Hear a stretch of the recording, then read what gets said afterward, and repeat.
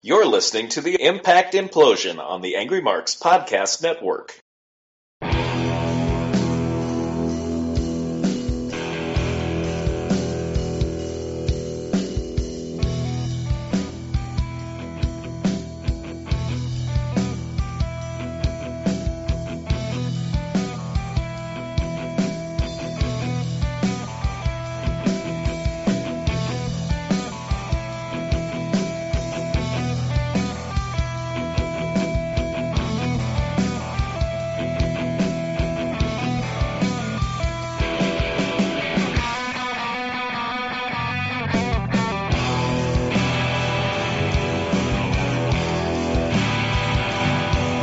It is April 25th, 2015, and it is another episode of the Impact Implosion.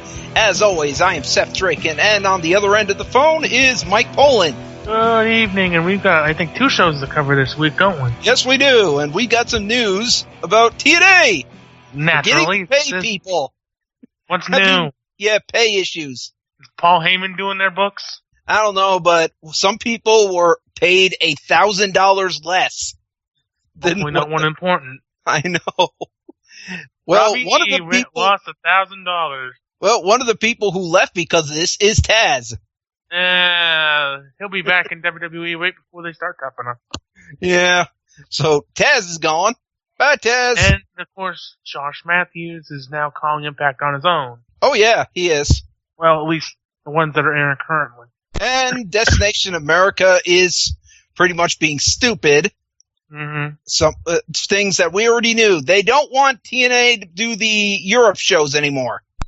Except for the fact that those shows are the ones where they actually draw people. I know. They also were the ones who wanted Kurt Angle to be world champion. Well, that's not too bad of a decision. And they expected better ratings. Way better. What year do you guys think this is? I don't know, but for one thing. Yeah, but they don't know. The other thing is, what company do you think this is? Yeah, they don't know anything about wrestling, apparently. There's been a lot of issues with that. Okay, let me break in and just ask a few questions here real quick. First of all, why did they not bring Mike Tenay out of retirement for this? Well, to be fair, they're still on the impacts that they taped back in, February? And I think Mike Tenay is more comfortable with his job that he doesn't want to go back to that job. And plus, I don't know if anyone wants to see his face on television. Anyway. And second question is, why is the ratings issue TNA's fault? You know, any of the critics will tell you TNA pretty much is producing the best stuff that they have in years. I would think the issue of ratings falls on the network. It does. Oh, it absolutely does fall in the network. And constantly spoiling their main event matches for TV. Yeah, that too. Or spoiling their story, what the matches they're going to have and who's going to win those matches. That's what I meant. Destination America has no clue how to do wrestling. They have basically screwed TNA at every possible end. This Discovery Channel, which runs them, saw it as an experiment, and a very bad experiment when it comes to generating ad revenue. Yep. So they expected far more viewers, even though Impact is by far the highest rated show in the history of their station. And what else is on there that, people watch? I don't know, they promoting this Ghost Asylum crap. Yep. Or Mountain Monsters or some crap like that. Yes. And yeah, TNA sucks. No, not TNA. Destination America sucks. Are they worse than Spike at this point? It's a catch. It's really a catch-22 situation where double edged. Spike didn't advertise well. The only time they really advertised was the beginning of the Hulk Hogan era, and then they stopped. Yep.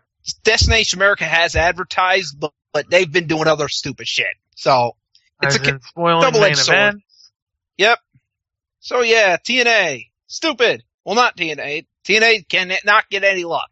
TNA's gonna be touring China and not Joni Lara. Oh dear God. In May. So yeah. So maybe they'll be touring China and Destination America will have a fit about that too. Yes, because they don't want TNA to make any money that they don't give them. I know. It's gotta be in America. our channel's called Destination America. It's got to be in America.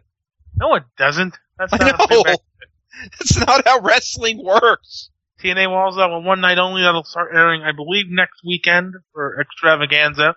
Yes, Extravaganza is the next one. Yep, and that'll be airing next week. On Friday, as a matter of fact. So, let's get into the shows. Tag Team Gold. Gold. They gotta name these shows. They're going back to name these shows again, which happened during the Vince Russo era. Neither of these shows, this week's or last week's, were very good. We'll get into this week's later. Tag Team Gold, but I didn't like this week's, so let's get into Josh Matthews is an improvement on his own. Taz is on assignment, which is kayfabe reason for on special assignment. Which is the same what Gorilla Monsoon would use when Jesse Ventura would miss random weeks of TV in the 80s. He's on special assignment. Oh yeah, and no, he's shooting a movie. Oh, and Sonata's been released officially. Which we couldn't figure out by the fact that he hasn't been on TV in like the last month and a half. Yeah. So, tag team tournament semifinals, Hardys versus The Revolution, which is James Storm and Koya. This could have been so much more with a lot more time. I know. James Storm's got the cowbell and, Koya's got that stick. Yep. Hardys win. They win with terrible face paint, and Josh Matthews had to bring in an Amy Dumas reference. Yes, because that's timely 10 years later. Oh yeah, and the crazy guy with the crappy mohawk's back. Jesse Neal? No, I mean the guy in the crowd with that stupid Teflon mohawk thing. Oh God. Yeah, but the rubber chicken isn't there. Boo! No one will get over. So Koya had the weakest blind tag I have ever seen. Koya's quite terrible, actually. I know. He basically just patted him on the back. That, several times, and that's a tag. I'm like, no! He's just a more mobile, great Khali. Oh, yeah. He wasn't bad in Rinka King, but he's really bad here. So, Hardy wins when James Storm accidentally hits his partner with the last call, and Jeff hits the swanton for the pin. And then James Storm beats up his partner for losing. Despite the fact that you're the one who caused him to lose. I know. So JV interviews the Hardys, talking about how it's been 8 years since they've been tag champs, and it's time they become something they haven't done, which is TNA Tag Team Champions. And our next match. No, then we got Eric Young backstage saying, I want my title shot, and I want it now. But I'm going to get it. I'm going to the ring, and I'm going to get it.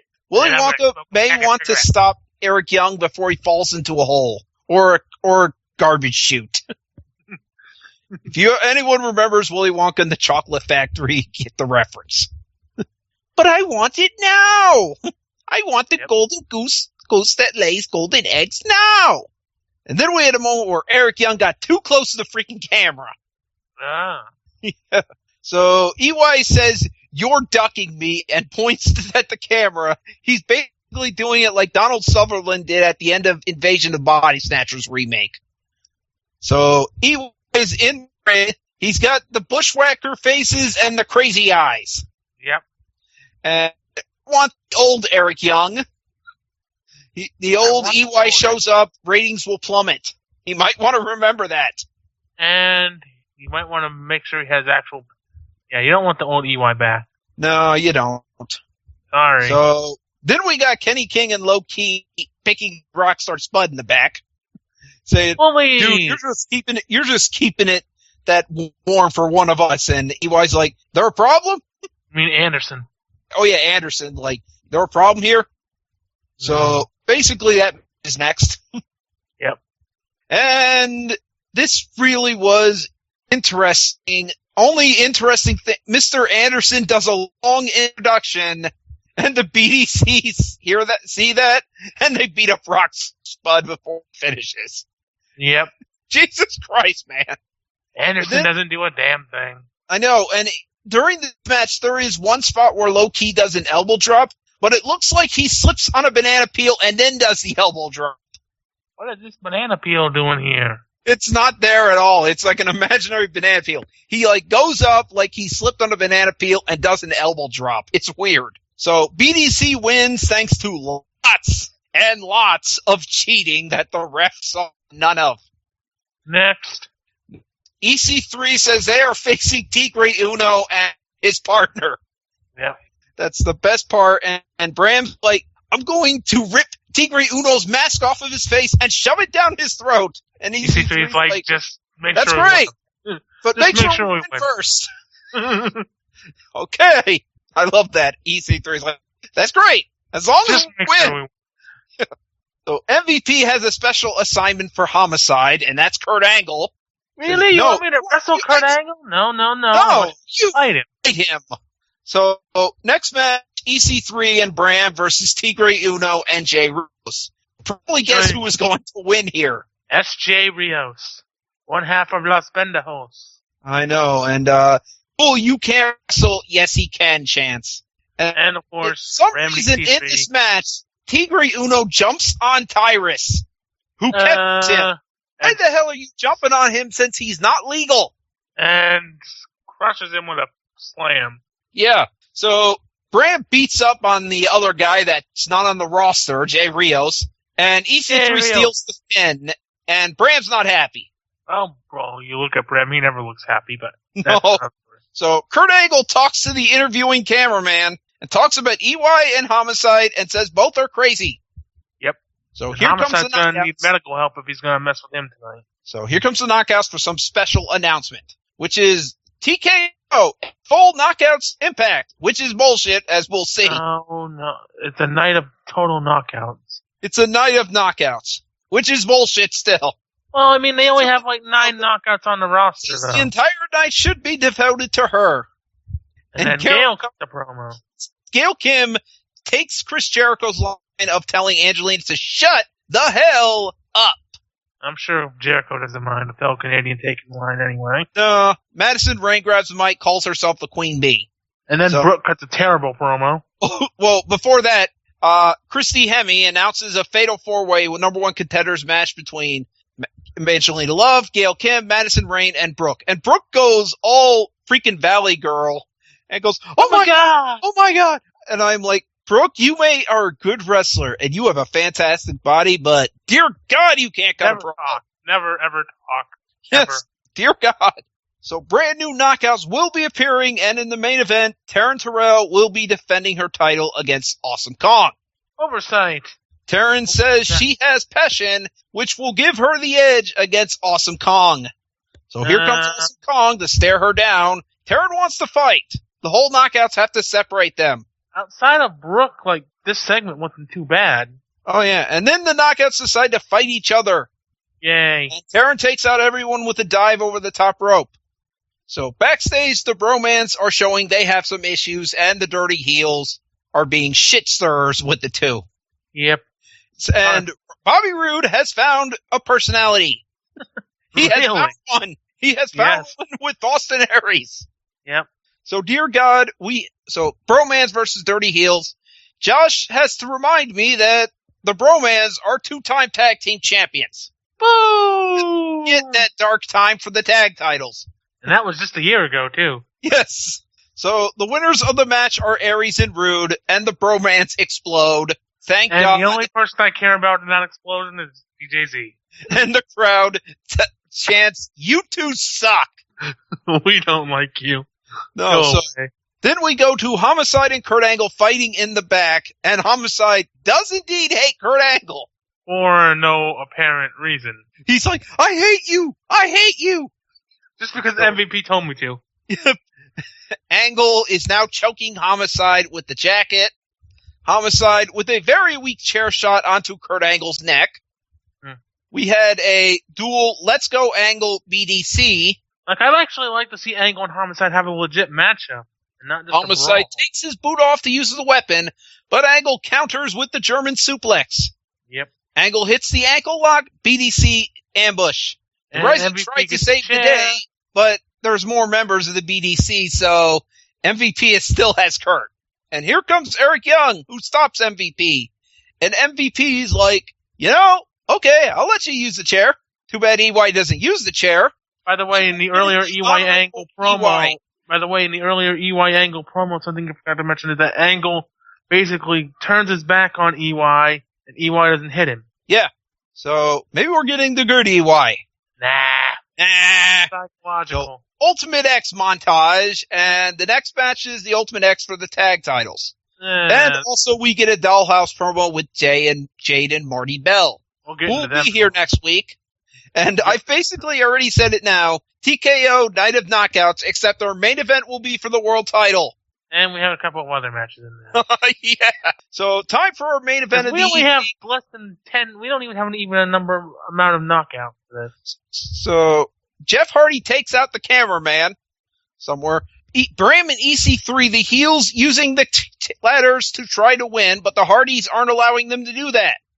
Mm-hmm. Then there is a spot where people are on the ropes. Tyrus shakes the whole damn structure. Well, that makes sense. EC3 is on the back of Tyrus, attempting to grab the belt, but Aries says no. The Dirty Heels then beat up Bram. Bobby Roode gets on the back of Austin Aries. Yep. To go for the belts. Homicide interferes, takes them out. The Low-Key and Kenny King try to use the ladder. Matt comes in, and now it's Matt and Kenny King. Twist of Fate off the ladder. Yep. And then somewhere the Hardy Boys decide to use the ladder to grab the tag belts and win. That's cheating. That's bullshit. They are faces, and if you wanted the faces to win this match, you should have made it a ladder match. Yep. Using a ladder in Ultimate X is a heel move. It's sacrilege. That's the point. I think they have done the ladder gimmick in Ultimate X before. But it's a heel thing. It's a heel doing it. A heel doing it it's fine. So overall, I gave the show a B+, but yeah, there's some stupid stuff. Let's get to this knockouts debacle. Oh, God. Let me tell you this right now about the first hour. This was a train wreck of a first hour. We start off with Kurt Angle. To start the show. Night of Knockouts, my ass. So Kurt, he wants Eric Young out here right now. And he wants to know which Eric Young he's going to be fighting. I'm like, you're going to fight Eric Young, and that's all you freaking need to know. Seriously. That's all the people need to know. So this is a completely pointless segment of EY saying, yes, I'll be the honorable Eric Young. And then Aries shows up and tells EY, nope, you're not facing him tonight. I am. The fact that the match was advertised. Yes. I didn't know that's how that worked. Seriously.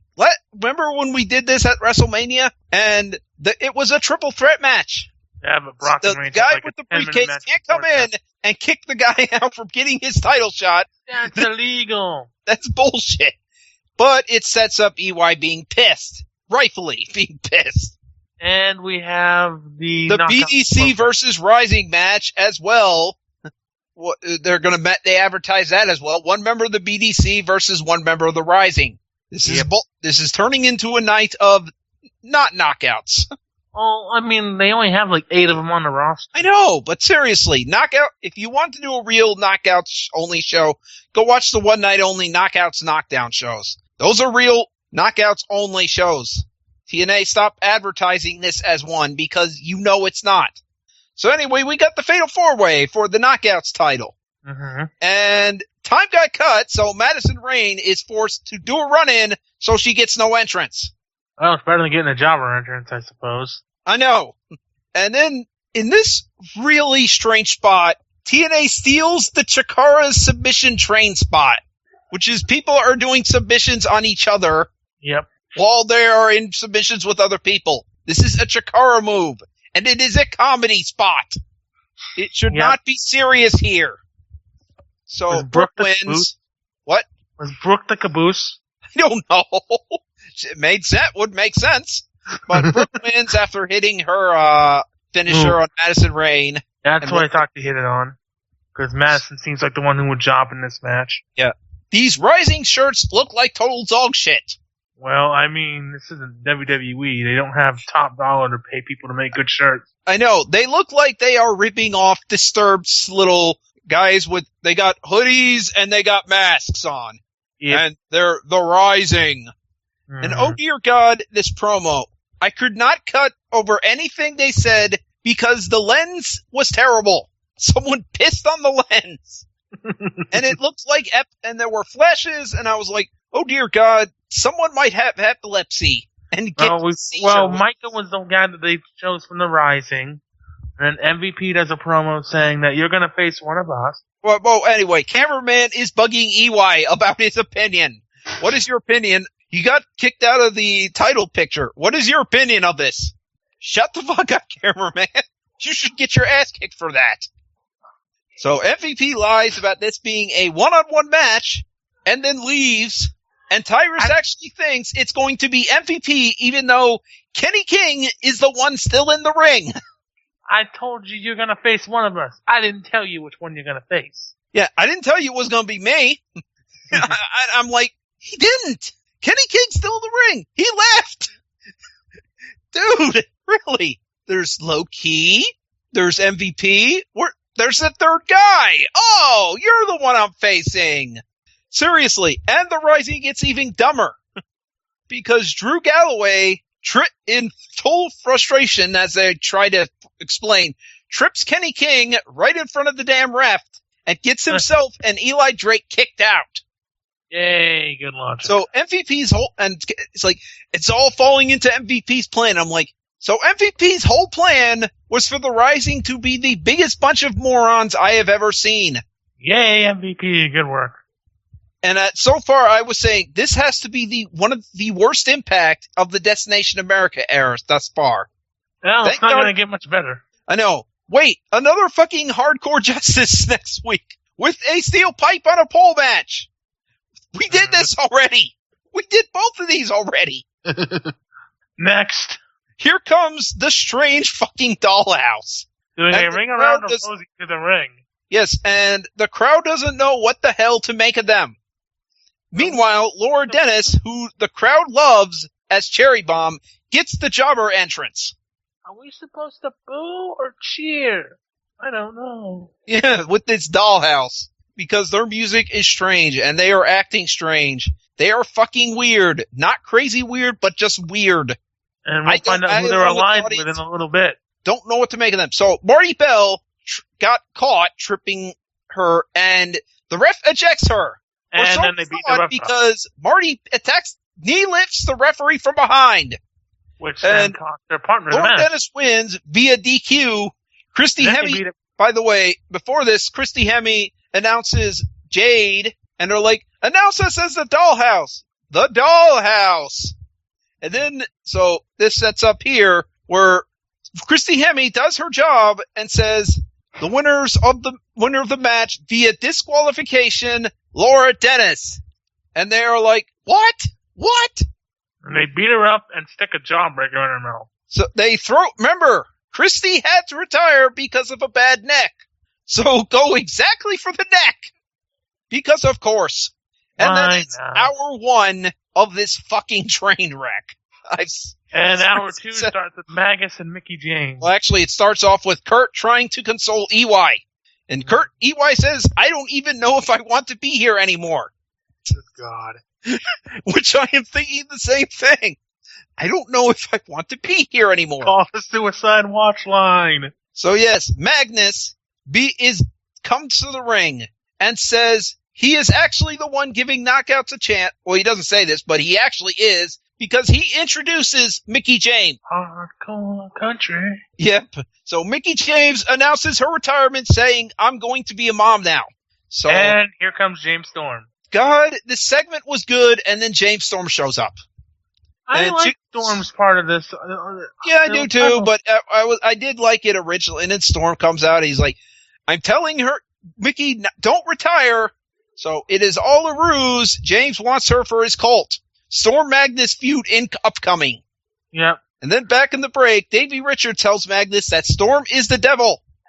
He knows because Storm tried to deceive him one time too. Yes, and we get another singles match that has nothing to do with the knockouts. I have said Davey versus Manic. Davey versus Manic. And Davey gets the jobber entrance. Yes, and stop lying, Josh. Nothing is trending involving TNA. I checked. I was on Twitter. Money problems. Davey Richards won in what is the only okay match thus far. So here comes the Revolution to attack Davey Richards. And the Hardy Boys have to make the save. And apparently they have this move called the check fate. Which I'm like, that's their finisher. And I'm like, I have never seen them do this before. The new move. Yes, seriously. This is the first time we have seen that.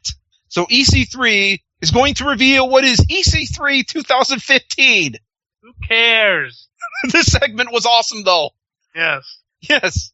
I'm going to look at the actual I'm going to actually try to say what this is about. Ask not what EC3 can do for you, but what you can do for EC3. And he did in a Kennedy voice. Mm-hmm. He stands before the fans, not as a man, but as an ideal.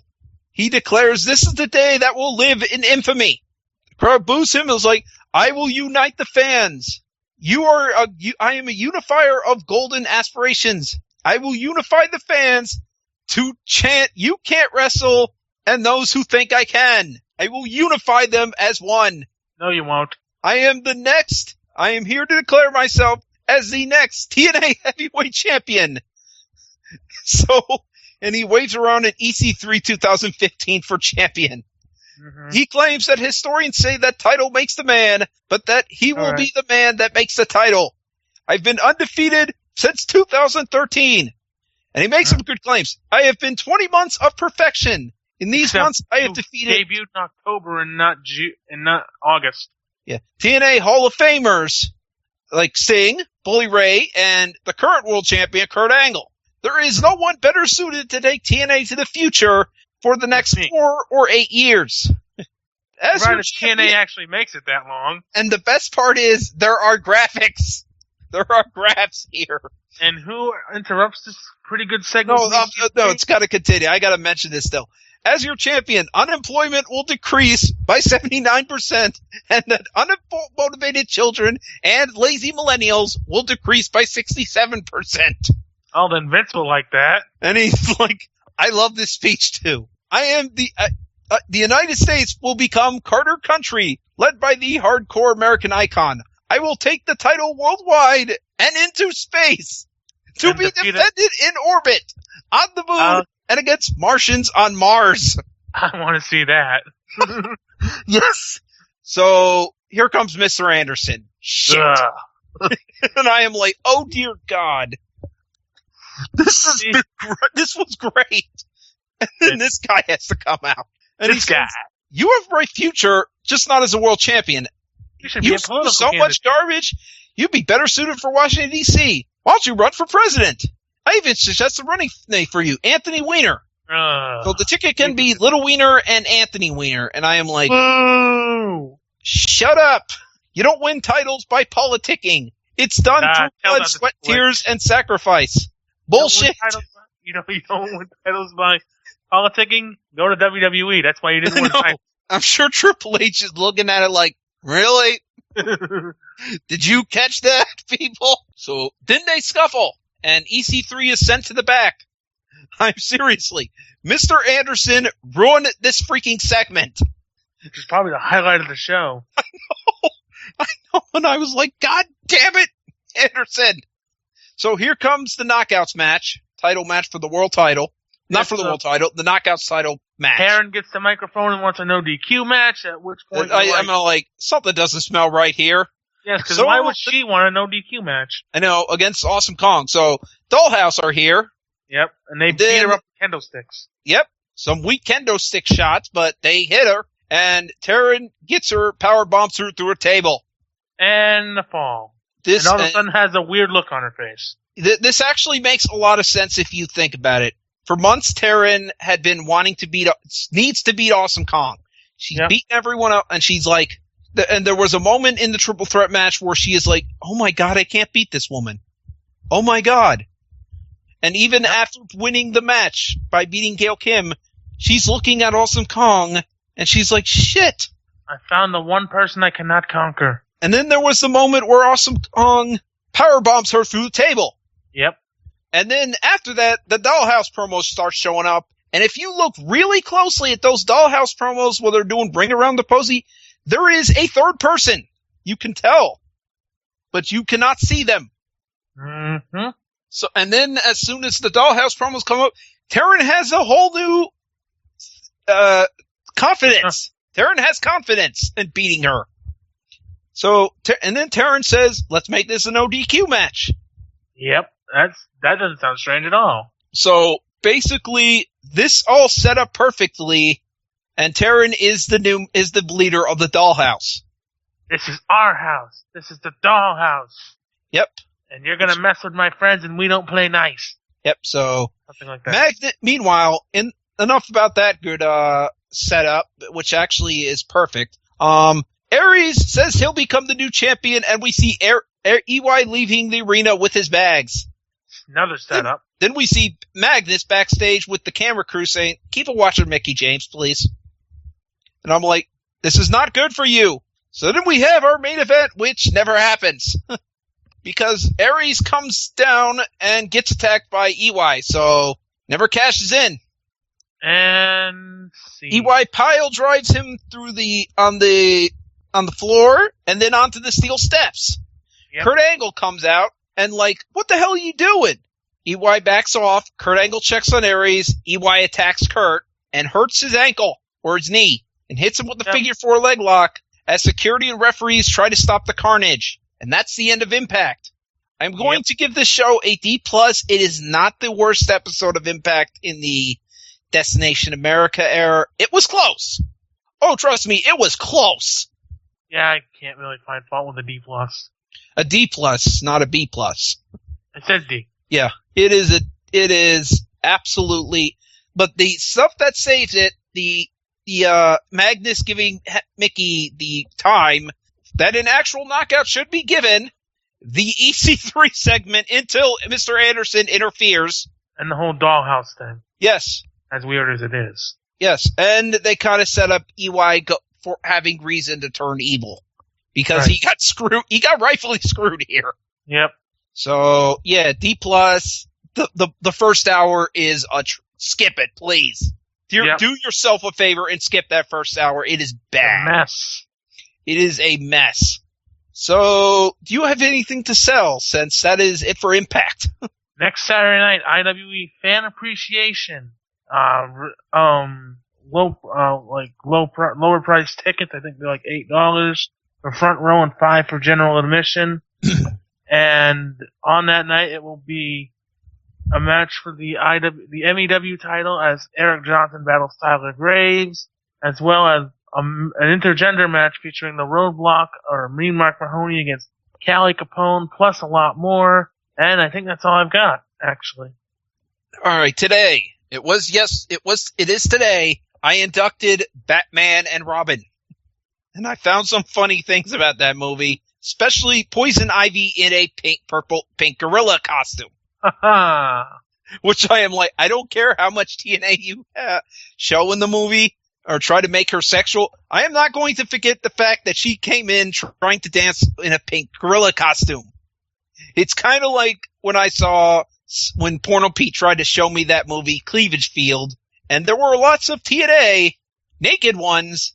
All I could think of was the Flintstone-looking dinosaur T-Rex with a beer belly. Yep. So, and the next film that's going to be inducted is Rocky and Bullwinkle. Yep. And that is all. So, Miley, you have already taken your walk. You get one more at 11. Good night, people. And we will talk to you all next weekend. Good night, everybody.